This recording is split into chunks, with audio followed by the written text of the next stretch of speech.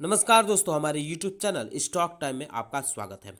इस वीडियो में हम बात करेंगे आज बाजार की चाल कैसी रहने वाली है। साथ ही साथ कुछ खबरें हैं जो जिनकी वजह से कुछ कंपनियों के शेयर हलचल में रह सकते हैं, तो इस पर डिस्कस करेंगे। साथ ही ये भी जानेंगे कि अमेरिकी बाजार का कैसा हाल रहा है, उससे जुड़ी कैसी खबरें आ रही हैं, अमेरिकी आर्थिक बाजार से जुड़ी हुई, इस पर हम डिस्कस करेंगे। साथ ही कुछ रिपोर्ट्स हैं, उस पर भी हम बात करेंगे।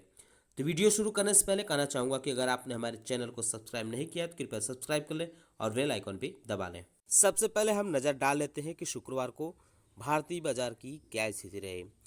तो आप देख सकते हैं ग्राफ में कि शुक्रवार को भारतीय बाजार का रुख जो था मिला जुला रहा। किसी इंडेक्स में गिरावट थी तो किसी सेक्टर में उछाल देखने को मिली। अगर यूरोपीय बाजार की बात करें तो यह भी मिला जुला इसमें रहा। वहीं अमेरिकी बाजार में उछाल देखने को मिली। नैस्डैक में करीब 3% की उछाल रही, रसेल में भी 2% से ज़्यादा उछाल रही, वहीं S&P 500 में भी करीब 2.5% की उछाल रही। डाउ जोन्स में भी 2.5% से ज़्यादा उछाल देखने को मिली।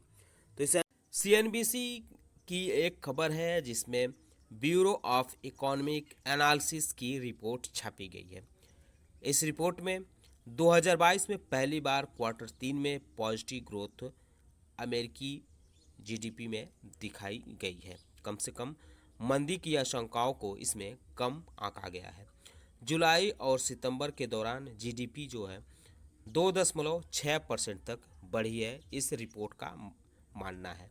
Consumer spending, non residential fixed investment यानी बाहरी लोगों के निवेश और सरकारी खर्चे में वृद्धि की वजह से इसमें ये बढ़ोतरी देखी गई है, इस रिपोर्ट में माना गया है। वहीं गोल्डमैन सैक्स के सीईओ डेविड सोलोमन और जेपी मॉर्गन के सीईओ जेमिन डिमोन ने अनुमान जताया कि फेडरल रिजर्व ब्याज दरों में बढ़ोतरी रख सकता है आने वाले समय में। इसी हफ्ते यूएस फेड की जो है मीटिंग होने वाली है और MPC यानी मॉनेटरी पॉलिसी रिव्यू मीटिंग भी होने वाली है। तो अंदाज़ा जताया जा रहा है कि जो फेडरल रिजर्व है यानी अमेरिका का जो रिजर्व बैंक है, सेंट्रल बैंक है, वह ब्याज दरों में 75 बेसिस पॉइंट बढ़ोतरी कर सकता है। तो इसका असर बाजार में आने वाले समय में देखने को मिल सकता है। वहीं एक खबर यह है कि जो यूरोपीय बाजार है उसमें यूरोपीय सेंट्रल बैंक ने 75 बेसिस पॉइंट ब्याज दर बढ़ाया है। यूरोपीय बाजार में इसका मिला जुला आखिरी दिनों असर देखने को मिला जो इसने बढ़ाया था। 2 दिन पहले एक खबर ये आई थी कि जो यूक्रेन है, रशिया के ब्लैक सी में रशिया पर अटैक किया है। रशियन जो हथियार है, जो सेना के लिए जो वहाँ इक्विपमेंट हैं, उस पर अटैक किया है। इस वजह से रसिया हाइपर हो सकता है, आग बबूला हो सकता है। इसके अलावा एक खबर यह है कि पुतिन ने जो अनाज एक्सपोर्ट की समझौता हुआ था उससे अपने आप को रूस को बाहर कर लिया है। तो इसका असर जो है बाज़ार पे देखने को मिल सकता है। बहरहाल हम डिस्कस करते हैं अब कुछ ऐसे शेयरों के बारे में जो फोकस में रहने वाले हैं। तो सबसे पहले हम बात करेंगे डाबर इंडिया लिमिटेड के बारे में। शुक्रवार को इसमें मामूली बढ़त देखने को मिली, लेकिन पिछले 5 दिनों में इसमें करीब 3% की उछाल नज़र आ रही है। मामला क्या है, इससे जुड़ी खबर ये है कि डाबर इंडिया जो है ₹1 फेस वैल्यू वाले शेयर पर 2.50 यानी ₹2.5 का डिविडेंड देने वाला है। हाल ही में इसका रिजल्ट आया था जिसमें क्वार्टर 2 में नेट प्रॉफिट 2.85% के गिरावट देखने को मिली थी। इसके बावजूद यह कंपनी डिविडेंड देने वाली है। तो इसके जो रिकॉर्ड डेट है वो 4 नवंबर है और एक्स डेट 3 नवंबर है। तो यह कंपनी भी फोकस में रह सकती है, आप इस पर नज़र बनाए रख सकते हैं। इसके अलावा हम बात करेंगे JSW एनर्जी लिमिटेड के बारे में। कंपनी का हाल ही में रिजल्ट आया है, काफ़ी बेहतर रहा है। कंपनी को 36% कंसोलिडेटेड नेट प्रॉफिट हुआ है ईयर ऑन ईयर, यानी सितंबर तिमाही में कंपनी को 456 करोड़ का कंसोलिडेटेड नेट प्रॉफिट हुआ है। रेवेन्यू में 14% की बढ़ोतरी देखने को मिली है, यानी 12,387 करोड़ रुपए का इसको रेवेन्यू हुआ है सितंबर तिमाही। इसके एबिटा में 2% की बढ़ोतरी रही है। कंपनी ने 6.2 billion unit net power generation का ऐलान भी किया है। आखिरी दिन यानी शुक्रवार को इसमें करीब 1% की उछाल देखने को मिली, लेकिन 5 दिनों में इसमें मामूली बढ़त है। एक महीने में इसमें 5% से ज़्यादा बढ़त देखने को मिल रही है। बहरहाल इस हफ्ते यह शेयर फोकस में रहने वाला है, इस पर आप नज़र बनाए रख सकते हैं। इसके अलावा हम बात करेंगे वेदांता के बारे में। वेदांता में शुक्रवार को भयंकर गिरावट रही, हालांकि क्लोजिंग के समय थोड़ा शेयर संभल गया, तो कुल मिलाकर 1% से ज़्यादा गिरावट इसमें देखने को मिली।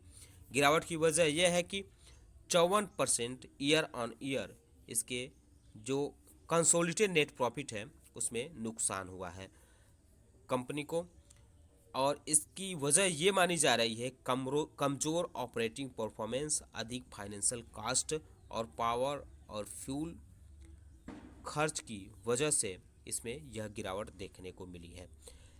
एक्सेप्शनल इनकम बेहतरीन रही, लेकिन कंपनी की एक्सेप्शनल जो इनकम थी वह 234 करोड़ रुपए थी। इसके रेवेन्यू में 20% की बढ़ोतरी देखने को मिली है। एबिटा में 24% की गिरावट रही है। तो बहरहाल इसमें हो सकता है कि गिरावट जारी रहे, यह शेयर हलचल में रह सकता है, आप इस पे नज़र बनाए रख सकते हैं। करेंगे टाटा पावर कंपनी लिमिटेड के बारे में। शुक्रवार की इसमें मामूली गिरावट रही, लेकिन पिछले 5 दिनों के परफॉर्मेंस के बारे में बात करें तो 1.5% से ज़्यादा इसमें उछाल देखने को मिल रही है। वहीं एक महीने में कंपनी ने 4% से ज़्यादा प्रॉफिट दिया है। यह कंपनी भी इस हफ्ते फोकस में रह सकती है, क्योंकि इसका जो क्वार्टर रिजल्ट है सितंबर क्वार्टर का वो काफ़ी बेहतर रहा है। कंपनी का जो नेट प्रॉफिट है यानी कंसोलिडेटेड नेट प्रॉफिट उसमें 85% की उछाल रही है। सितंबर तिमाही में कंपनी को 935 करोड़ रुपए का कंसोलिडेटेड नेट प्रॉफिट हुआ है। इसका रेवेन्यू जो है उसमें 43% की उछाल देखने को मिल रही है।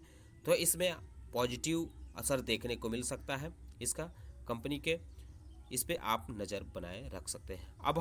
अब हम बात करेंगे डॉक्टर रेड्डीज लेबोरेटरीज लिमिटेड के शेयरों के बारे में। शुक्रवार को इसमें करीब 1% से ज़्यादा गिरावट देखने को मिली थी। वजह क्या है कि इसका जो क्लॉक्ड प्रॉफिट है वह 12.2% रहा है सितंबर तिमाही में। इस कंपनी ने भी अपना सितंबर तिमाही का रिजल्ट जारी कर दिया है। रेवेन्यू जो है 9.4% रहा है। यह जो रिजल्ट था निवेशकों को पसंद नहीं आया, इस वजह से इसमें हलचल देखने को मिली। आगे भी इसमें हलचल जारी रह सकती है, आप इस पे नज़र बनाए रख सकते हैं। इसके अलावा हम बात करेंगे हीरो मोटोकॉर्प्स के बारे में। शुक्रवार को इसमें 1.5% की उछाल देखने को मिली। अगर इसके 5 दिनों के परफॉर्मेंस के बारे में बात करें तो 3.40% की इसमें उछाल नज़र आ रही है। कम शेयर भी फोकस में रह सकता है, क्योंकि सितंबर तिमाही का जो रिजल्ट रहा है इसका डबल डिजिट ग्रोथ रिटेल देखने को मिली थी, यानी 20% की से ज़्यादा इसकी ग्रोथ देखने को मिली थी।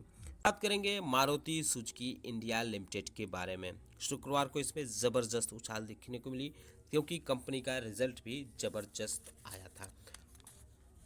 बाजार के आखिरी वक्त में इसमें तेज़ी से उछाल देखने को मिली। शुक्रवार को इसमें करीब 0.5% की उछाल नज़र आई। पिछले 5 दिनों में इसमें 9% से ज़्यादा तेज़ी नज़र आ रही है। कंपनी का कंसोलिडेटेड नेट प्रॉफिट जो है सितंबर तिमाही में 333% से ज़्यादा बढ़ा है। कंपनी को जो कंसोलिडेटेड नेट प्रॉफिट हुआ है वह 2112 करोड़ रुपए हुआ है। पिछले साल यह जो था, पिछले साल की सितंबर तिमाही में 486 करोड़ रुपए था। कंपनी की बिक्री 47% से ज़्यादा बढ़ी है, यानी करीब 48% तक बढ़ी है।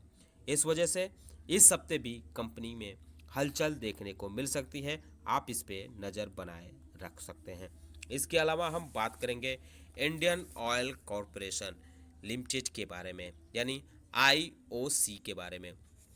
शुक्रवार को इसमें मामूली उछाल देखने को मिली। सितंबर तिमाही में कंपनी को नुकसान झेलना पड़ा है। इसका स्टैंड अलोन जो लॉस है वह 272 करोड़ रुपए रहा है। इस वजह से कंपनी के शेयर हलचल में रह सकते हैं, आप इस पे नज़र बनाए रख सकते हैं। इसके अलावा हम बात करेंगे NTPC के शेयरों के बारे में। शुक्रवार को इसमें करीब 2% की उछाल देखने को मिली। कंपनी का रिजल्ट में पॉजिटिव आया है, हालांकि इसका जो ईयर ऑन ईयर ग्रोथ है वो 5.5% रहा है। कंपनी को प्रॉफिट जो हुआ है सितंबर तिमाही में वह 3,331 करोड़ रुपए हुआ है। बहरहाल यह कंपनी भी फोकस में रह सकती है, आप इस पे नज़र बनाए रख सकते हैं। आज कुछ कंपनियों के सितंबर तिमाही के रिजल्ट आने वाले हैं। इनमें बड़ी कंपनियां हैं लर्सन टर्बो, Tata steel, Bharti Airtel, 3i Infotech, Castrol India, L&T food, data patterns India, Equitas small finance bank, Fino payment bank, GHCL, Motherson Sumi wiring India, music broadcast, Saregama India, Swaraj engine, Timken India and TVS tiller tractor. इन कंपनियों के आज result आने वाले हैं सितंबर तिमाही के, इस वजह से ये भी फोकस में रह सकते हैं, तो आप इस पे नज़र बनाए रख सकते हैं।